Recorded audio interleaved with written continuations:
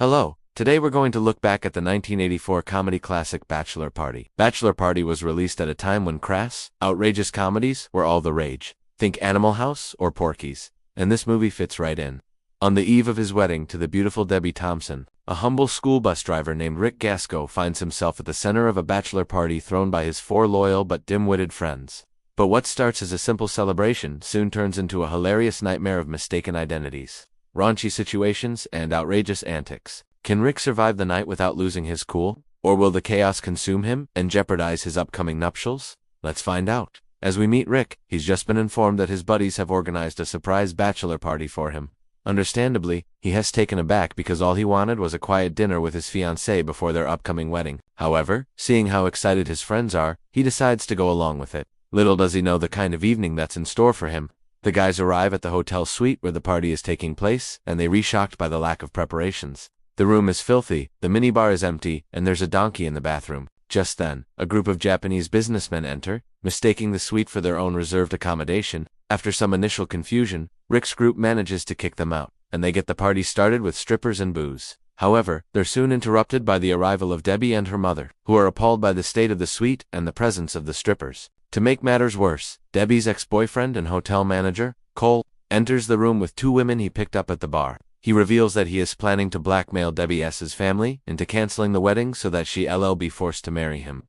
Rick and his friends are outraged and vow to stop Cole from ruining their buddy's big day. What follows is a series of increasingly ridiculous events as Rick and his friends try to foil Cole's plans. They attend a party hosted by Cole's socialite mother, where they're mistaken for members of a Japanese business delegation. At the party, Rick runs into an old flame of his, Kelly, who tries to seduce him, only for things to end disastrously when she mistakes him for someone else. Meanwhile, Cole grows increasingly frustrated as his attempts to sabotage the wedding fail, and he is humiliated in front of his socialite friends. In a last-ditch effort to ruin the wedding, Cole drugs Rick's drink, intending to make him look foolish at the upcoming rehearsal dinner. But the plan backfires when Rick ends up seducing Cole's fiancée instead. With the help of his friends, Rick manages to stop Cole from exposing the infidelity and ruining the wedding. In the end, Rick and Debbie are married and everyone celebrates at the reception. Cole watches from afar, seething with jealousy and defeat.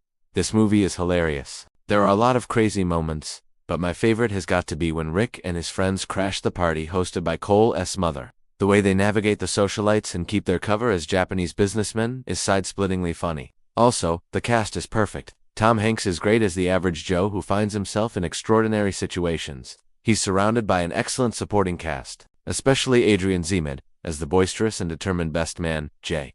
The chemistry between them is fantastic and they play off each other beautifully. Now let's talk about the direction.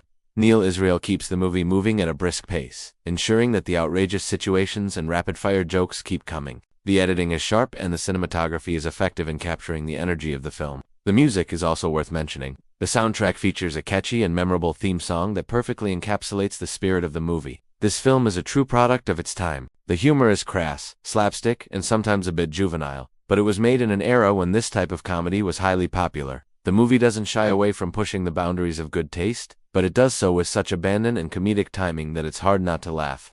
The movie's unapologetic embrace of its outrageous premise is what makes it so enjoyable. It's a film that doesn't take itself too seriously, and it invites the audience to do the same. It's easy to see why Bachelor Party has achieved cult status over the years. It's a fun, raucous comedy that captures the spirit of a time when movies like this were at their most popular. It's also a film that benefits from Tom Hanks' presence, showcasing his comedic talent early in his career. Whether you're a fan of 80s comedies or just looking for a good laugh, Bachelor Party is definitely worth a watch. So I'm gonna ask you, what's your favorite scene from the movie? Is there a particular joke or moment that always makes you laugh? Also, did you have a bachelor party like this one, or something more low-key? Share your thoughts below, and if you enjoyed this video, please give it a thumbs up and subscribe for more movie reviews. Thanks for watching.